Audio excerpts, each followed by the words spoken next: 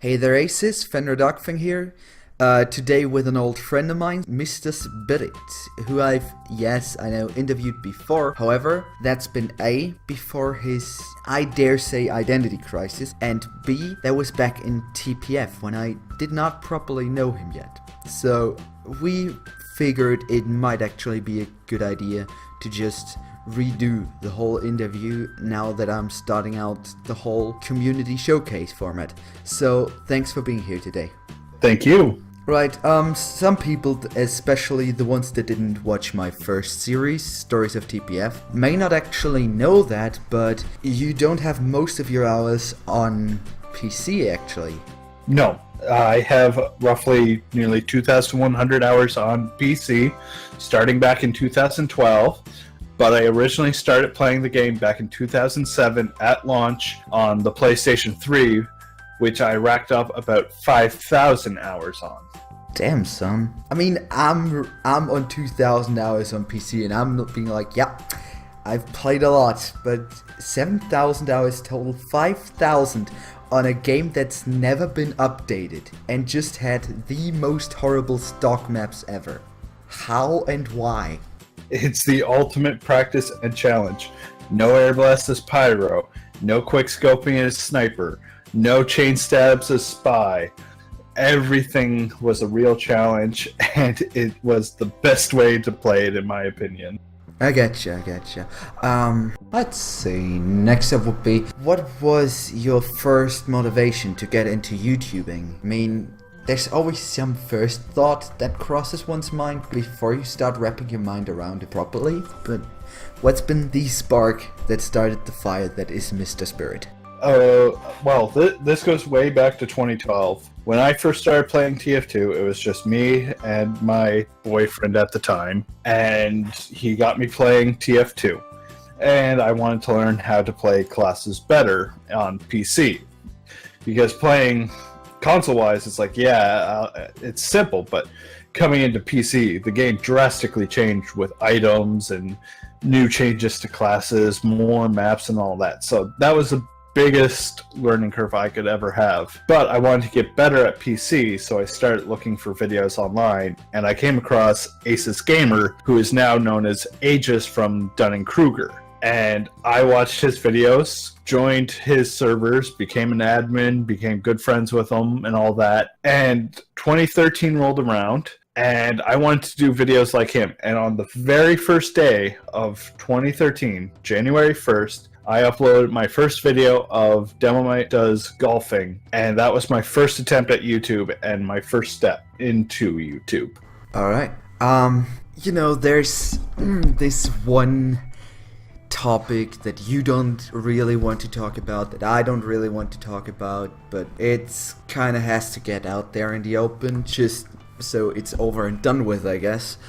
So, two questions. First of all, when did you start to make videos together with Mr. Paladin? How did you start it? And then second, why and when did you quit?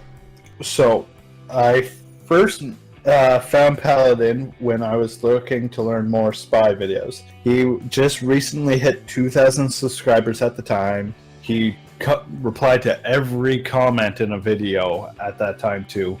He just recently opened a Steam group, and on that day he also had gone, hey, people who want to join me in that, just come off of the Steam group and all that. And that's what I did. I came through the Steam group to his match, and I ended up in his first video pairing with YOLO, and I ended up against him and then with him on the team. I ended up talking to YOLO, and YOLO's like, you should add him and all that. I added him, we talked a bit, and it was generally good. We had a fun time talking and everything.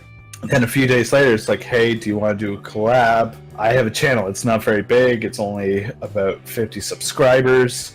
And he's like, sure, why not? I did something with YOLO. You were a good player. You showed good teamwork.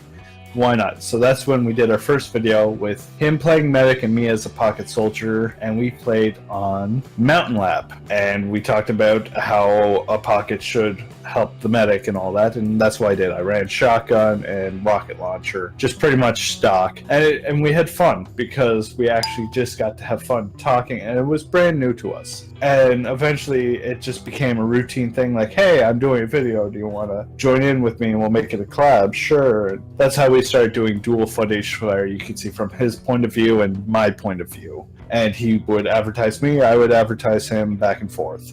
Then recently, when Overwatch launched, we had been playing games in it just because, like, it's new. We wanted to get away from TF2 for a bit, and I was helping him get footage, and then when I asked him to help get footage for myself with it, it was, no, can't do it, no, too busy, no, and eventually we were just playing a game, and we got into an argument during the game with other people, and it just, he ended up, I'm the salty gamer who's a bad player, and all that, and it just went down from there, and I just quit out of the match mid-match and left them without a healer, removed him from my friends list on both Blizzard and Steam, and done with it. I'm not dealing with that crap anymore. I did a whole lot of stuff underneath the shadows for him without credit, and that's why you got to see a lot of good gameplay before he even hit 50,000 subscribers, because I played as an invisible person on the screen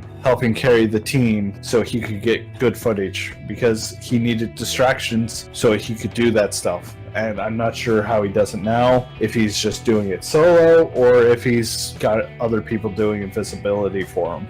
Well, who knows really. Let's just hop over to the next topic and just kind of bury that. But to all you people out there who've been bugging Spirit in his comment section on when he's gonna do a video with Paladin again, he won't.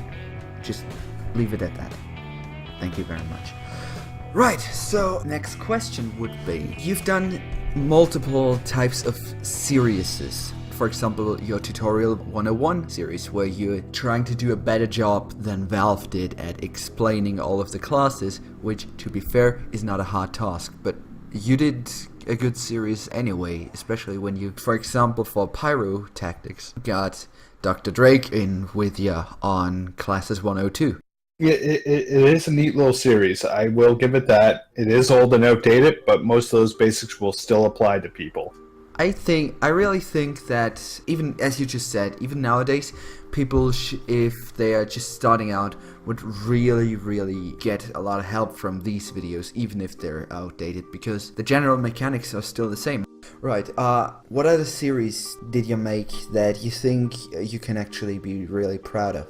One of my favorites would have been my Sentry Placement series, which did well for what I was doing. However, Paladin sort of took that idea and made it his own and sort of took it on me. Like, I appeared in a few of them, and it's like, I know you're just taking my ideas and just singularizing it on a single Sentry spot, but you are sort of taking my idea here and just taking it for your own.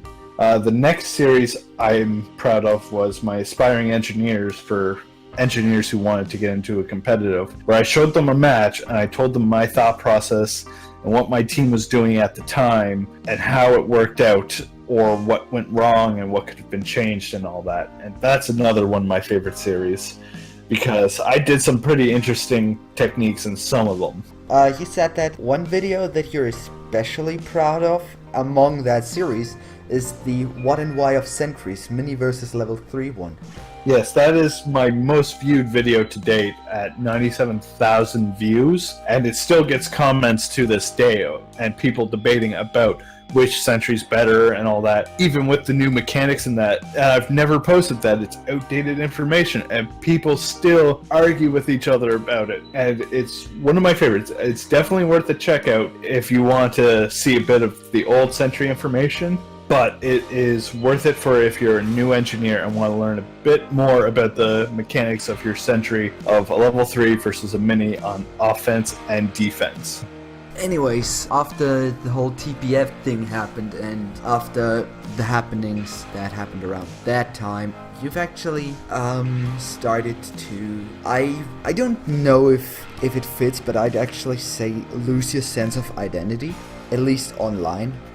Self-identity, mental breakdown, midlife crisis, online crisis. That there's so many things you could call that. Well, I mean, quarter life crisis. You're not even in your 40s yet.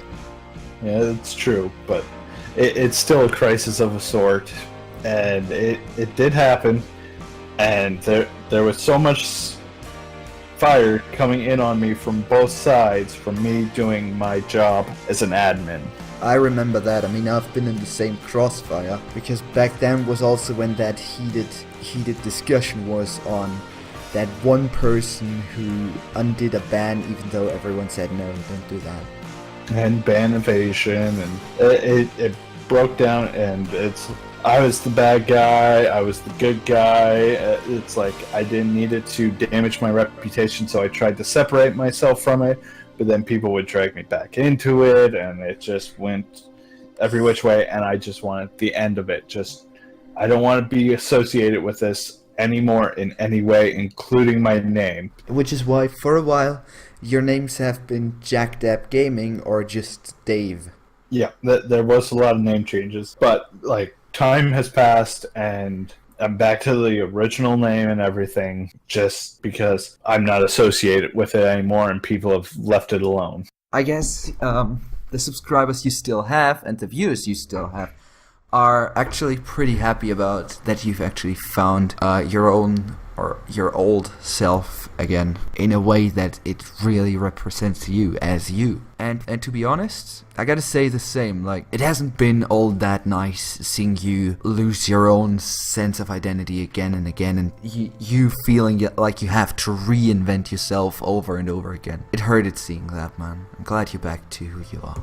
Anyways, let's hop on to the last question, and well, the level 3 versus mini sentry video is your most viewed and your hottest topic till this day. That doesn't necessarily mean it's also the video you're most proud of, so the question will be, what is your magnum opus, your masterpiece?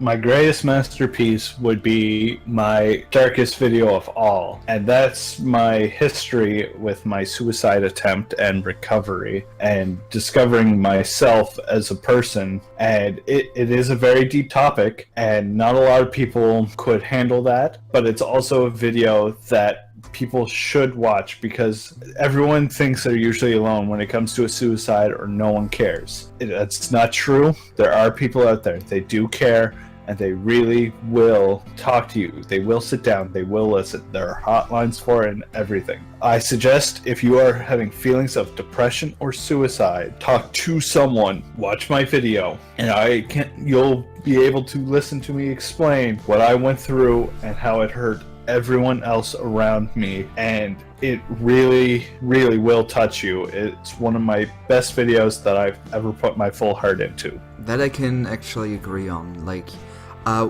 it was one of the first videos I've seen on Mr.Spirit, and he was actually the first YouTuber that I've respected for the reasons of his personality and not necessarily only of his content. Because in my book, it takes a certain kind of extreme bravery to put out that kind of content, to spill your heart out on what happened 10 years back in that kind of fashion, which to this day is the reason why I respect you, Spirit, more than you might probably ever imagine.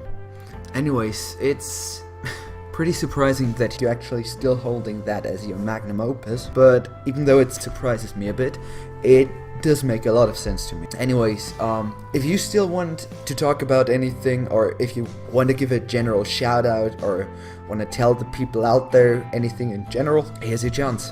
The only thing I can really think of is I am doing my own source filmmaker, and I am thinking of opening a Tumblr for it so you can view all the stuff that you don't get to see, like how fast I do it. I may record some of it to do a speed thing, or just some of the art I don't post in general because that's like my title cards. But there's stuff that I've made that you don't get to see, and Fen will have some of those images to link it to the video so you can see them and all that. I have put it in a lot of practice. And a big shout out to my new friend Cosmic Afro. He's been awesome. He's got good content and he's worth checking out. Alright. Shout out to Cosmic Afro. Anyways, Spirit, thanks for joining me. It's been a pleasure to have you. Thank you for having me.